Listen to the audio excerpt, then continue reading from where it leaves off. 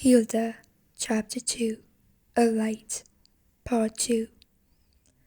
That day, after school, I lingered by the old library, the worn bricks casting long shadows as the sun began to dip behind the buildings. The air was cool, with the faint smell of rain clinging from the morning. My heart pounded in my chest, each passing minute stretching the silence between my breaths. I was terrified, waiting for Johannes, wondering what he had to tell me, what he had to represent me. I leaned against the stone wall, my fingers tracing the rough texture absent-mindedly, my mind racing. What could he possibly know? What could he want from me? The weight of the day's events pressed down on me, from the fight in the class to the tense exchange with Bauer. Everything felt like it was spiraling out of control, and now Johannes. I glanced around, scanning the street. It was almost empty, with only a few students passing by on their way home. The stillness of the library contrasted sharply with the chaos in my head. The library's heavy wooden door creaked open behind me, but it wasn't him. Another student rushed out, carrying a stack of books, paying me no mind. My nerves were afraid. What if Johannes didn't show up? What if this was all a mistake? I shouldn't be here. I should be at home. Then, from the corner of my eye, I saw him, Johannes, walking with a steady pace, his coat buttoned up tight against the chill, hands in his pockets, his face calm, too calm. He didn't seem nervous, but I was. My legs felt like they could give out at any moment. Johannes approached, his eyes scanning the street as if making sure no one was following him. When he reached me, he didn't greet me immediately, just gave a quick nod before speaking in a low voice. "Follow me," he said, glancing around one more time. I hesitated for a second, but then fell into step beside him. We walked in silence, heading away from the school, away from the crowded streets. I could feel the tension in the air, not just between us, but everywhere, like the whole world was holding its breath, waiting for something to break. It was an atmosphere that had grown heavier since the invasion of Poland, but now it felt even more personal. As we moved further from the bustling center of town, the streets became quieter, less populated. The buildings here were older, more worn, with cracks in the stone and faded paint on the doors. Johannes led me toward an alley, a narrow path that twisted behind rows of houses, the kinds of place people pass through without much notice. "Where are we going?" I asked, trying to keep my voice steady. "You'll see," he replied without looking at me. His tone was curt, but not unfriendly. There was something deliberate in the way he moved, as if he had done this before, as if he knew exactly what he was doing. We turned a corner and arrived at a small, nondescript building. The windows were grimy and the door looked like it hadn't been opened in years. Johannes pulled the key from his pocket, quickly unlocking it before gesturing for me to step inside. The room we entered was dimly lit, a single bulb hanging from the ceiling casting a faint yellow glow. It wasn't what I expected. It didn't feel like a hideout or a secret meeting place for rebels.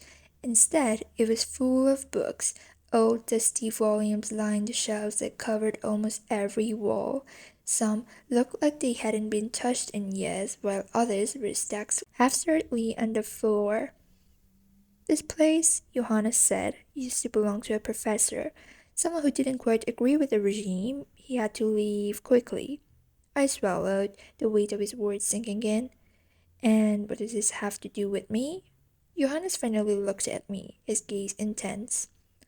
"You're not the only one who feels trapped, Hilda. There are others, teachers, students, people who are sick of the propaganda, the lies.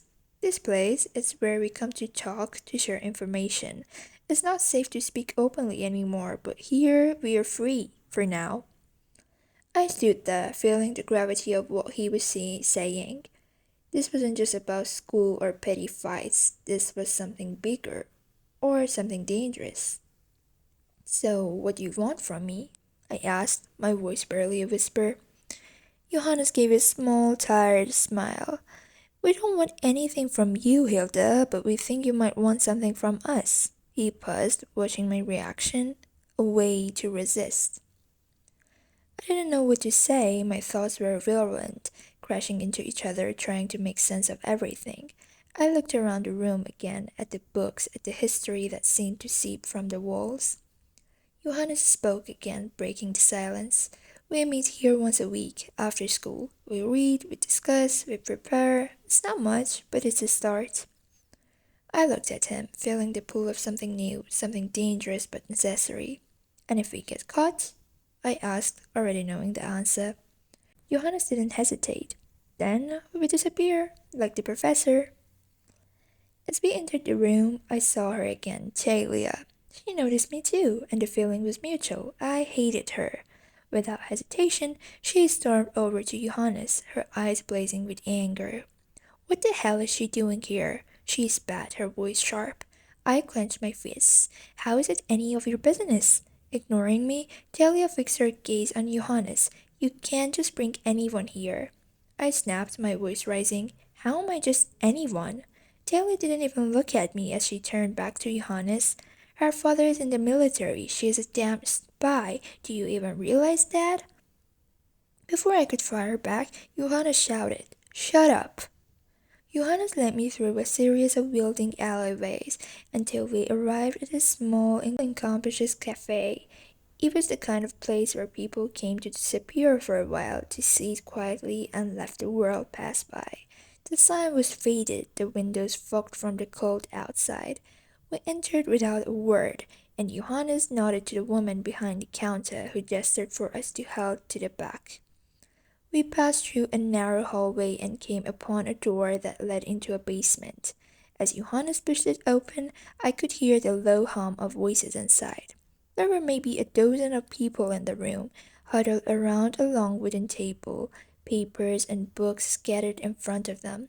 The air was thick with tension and quiet resolve. I recognized a few faces, students from my school, some a bit older, and a couple I didn't know at all. Johannes placed a hand on my shoulder and whispered, This is it, Hilda, the Edelweiss beraten. I felt my stomach drop. I had heard whispers about them, students who distributed leaflets, who dared to speak against the regime, who risked their lives to expose the truth, but I never thought I would be standing here in their presence. The man in front of me looked up, his eyes sharp but tired. Ah, Johannes, he said, his voice calm and steady. And you've brought someone new. Johannes nodded. This is Hilda. She's seen enough to understand what's at stake. His eyes shifted to me, studying me for a minute. And what do you think, Hilda? Why are you here? I swallowed hard, feeling the weight of his gaze. I hate what's happening. I hate the lies, the way people are being silenced, and I want to do something, anything, to help stop it.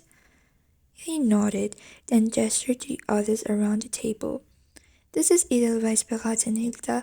We are students, professors, citizens, people who believe the truth is worth fighting for. We distribute leaflets, spread information, trying to wake people up. It's a dangerous work, but it's necessary. The Gestapo is watching everyone, and if they catch wind of what we're doing, he trailed off, letting the implication hang in the air. Delia, who had been sitting at the far end of the table, glared at me. We don't need anyone who's not ready to sacrifice everything for this. I clenched my fist, my heart pounding. I wouldn't be here if I wasn't ready. He held up a hand, silencing Talia. Let her speak, Talia. We all started where she is.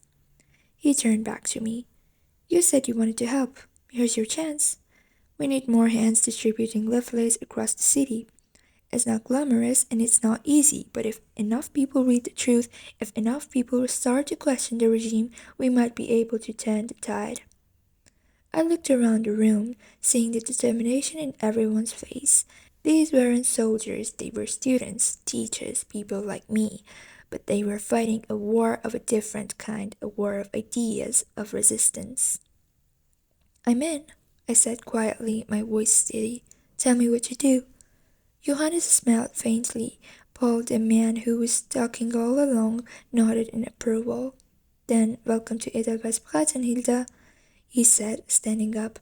We meet in secret and we never say more than necessary. The few people who know the details, the safer we are. But if you're ready, you'll be part of something important, something that might change the course of this war. The next morning, I sat on a cold bench in the schoolyard, the chill of early October creeping through my clothes. The sky was overcast, a dull gray that matched my mood. Around me, the sounds of students chatting and laughing felt distant, like I was watching a scene unfold in a world I no longer belonged to.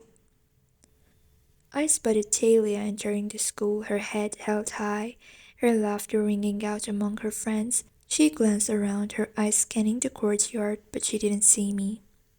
A moment later, Johannes appeared at the entrance, looking around before stepping inside. I wanted to run to him to share the weight of what we had decided together, but we both knew better. We had to pretend we didn't know each other, that our lives hadn't crossed in this secretive, dangerous way. As I sat there, I noticed Bauer entering the school. From this distance, I could see the scar by her lips. I wondered what had happened to her. Compelled by a mix of curiosity and consent, I stood up and walked toward her, unsure of why I felt the need to approach. She didn't see me at first. I let out a tentative, "Hey." She turned back, her expression shifting from surprise to recognition. "Hi." I hesitated, searching for the right words. "What happened to your face?" I asked, nodding toward the scar that traced her lip. She chuckled softly, a hint of amusement in her eyes. "Oh, this? Just my cat." I raised an eyebrow, not quite convinced. "A cat? That doesn't look like a friendly scratch." "Trust me," she replied, brushing it off with a wave of her hand. "He's got a wild streak, that one. I guess I should have known better than to provoke him while he was in a playful mood." We stood in the moment, both aware of the looming heaviness of our reality but enjoying this brief respite from it. "So, you got a cat?" She nodded, a hint of pride in her expression. "I do, yes." "What does it look like?" I inquired, genuinely curious. "It's a little tabby," she said, her eyes lighting up at the thought. "Very energetic, but with stripes all over. He's a handful, always getting into things he shouldn't." "Sounds like a troublemaker." I smiled, imagining the scene. "Oh, definitely," she laughed. "But I wouldn't trade him for anything. He's been a good distraction, especially with everything going on." I felt a pang of envy at her simple joy. "What's his name?" "His name is Max," she replied, a warmth in her voice. "He thinks he owns the place." "Classic cat behavior," I said, chuckling. I came up with, "I want to see him." Probably no one dared to get this close to Bauer, and her eyes widened in disbelief before she let out a laugh. "I don't know, maybe you can come to my place after school?" I replied seriously, "Can I?" She laughed again, this time with a hint of surprise in her voice. "You can." After the final bell rang, I felt a mix of excitement and nervousness. I hadn't anticipated actually going to Bauer's house. As I walked through the schoolyard, I spotted her waiting near the gate, looking more relaxed than I'd ever seen her. "Ready?" she asked, a genuine smile lighting up her face. I nodded, trying to suppress the fluttering in my stomach. "Yeah, let's go." We walked in silence for a while, the cool October air brisk against our skin. Bauer pointed out various buildings along the street, telling me little stories about each one, how the bakery on the corner had the best bread and how the old cinema used to be a place for Sunday outings before the First War changed everything. As we turned into a quieter street, I caught a glimpse of her home. It was a modest house with a small garden in the front. A cat sat lazily on the porch, soaking up the last rays of sunlight. "There he is," Bauer said, a fondness in her voice. As we approached, the cat stretched and yawned, then leapt down to greet us. Bauer knelt down, calling out to him, "Come here, you lazy furball." He sauntered over, peering as she scratched his head. I couldn't help but smile at the sight. It was a side of her I hadn't seen before, soft, unguarded. "Do you want to come in?" she asked, standing up and brushing off her knees. "Sure." I said, feeling a rush of warmth. Inside, the house felt cozy and inviting. The walls were lined with bookshelves overflowing with literature, and a faint smell of something baking wafted through the air. I hope you like cookies, she said, glancing towards the kitchen. I made some this morning. I love cookies, I replied, looking around in awe. Bauer led me to a small living room with a comfortable sofa and a large window that overlooks the garden. Make yourself at home, she said, disappearing into the kitchen. I took a seat on the couch, glancing at the books on the shelves. Titles ranged from classic literature to contemporary works, and I felt a pang of envy at the thought of her having access to such a collection. Bauer returned with a plate of warm cookies and 2 glasses of milk. Here you go, she said, handing me a cookie. Thanks, I said, biting onto it. The sweetness melted in my mouth, a perfect combination of chocolate and dove. As we sat there, I could feel the tension of a school day slowly melting away. So, why did you want to see my cat? Bauer asked teasingly. I froze and looked at Bauer. You also think I'm a spy too, don't you? Her expression shifted and she sighed. Who wouldn't? I felt a pang of frustration. Just because my dad's in the military doesn't mean I am.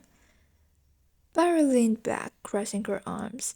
It's not just that, Hilda. Things are tense right now. People are on edge, and anyone speaking out, even in a classroom, raises suspicion. Then what am I supposed to do? Just sit back and let them dictate everything? I shot back, the heat of the moment igniting my anger. She looked at me, her eyes softening. I understand your frustration, but being cautious is important. There are real consequences for speaking out. I took a deep breath, trying to steady myself. I know that, but I can't just pretend everything is fine. Bauer nodded slowly. You're brave to stand up for what you believe, but bravery can also come with a price. The room felt heavy with unspoken thoughts. I wanted to push back, to challenge her, but something in her demeanor made me hesitate. I couldn't hold it any longer. I looked down and said, It just pisses me off. I averted my gaze, searching for anything but her eyes. I I'm not one of my families. I mean, we're a lot different from each other. I don't even talk to them. Bauer studied me for a moment, her expression softening. That must be difficult. It is, I replied, feeling the weight of my words. They have their beliefs and I have mine. It's like we're living in different worlds. I continued. I just wish I didn't feel so trapped. Bauer continued. You're not alone in that feeling. Many students are struggling with the similar issues. It's a confusing time. I just want to find a way to be myself without the fear of what they'll think or what might happen. I admitted, feeling a sense of relief in sharing my thoughts. Then focus on that, she encouraged. Explore your interests. Find people who understand you and don't let your beliefs dictate your identity. I continued. I've joined a group with Johannes. I think you know him. Her eyes widened in shock. Hilda, don't take it too far. I felt a wave of defensiveness rise within me. What do you mean? It's just a discussion group. We talk about things that matter. Bauer shook her head, concern etched across her features. You have to be careful. Associating with the wrong people would put you in real danger. This discussion can lead to serious consequences. Why? Because I want to think for myself? I shot back, frustration bubbling over. I'm tired of being told what to believe or how to act. I want to understand what's happening around us. Of course you do, but there's a line, Hilda. This isn't just about ideas, it's about your safety, she said firmly. You can't just ignore the reality we're living in. I took a deep breath, trying to steady my racing heart. I know the risk, but I can't just sit back and do nothing. If I don't stand up for what I believe in, who will? Bauer softened a bit, her expression shifting alarm to empathy. I admire your passion, but you need to find a balance. I don't want to see you get hurt. Your safety is what matters most to me. I appreciate that, really, I replied, feeling a connection forming between us. But I have to find my own way. I can't keep pretending everything is fine when it's not. She sighed, clearly torn between her protective instincts and my determination. Just promise me you'll be cautious. You don't have to do this alone. There are people who care about you, including me. I promise, I said, though I knew the weight of that promise was heavy. I had to navigate this path on my own, but maybe I wouldn't be entirely alone after all.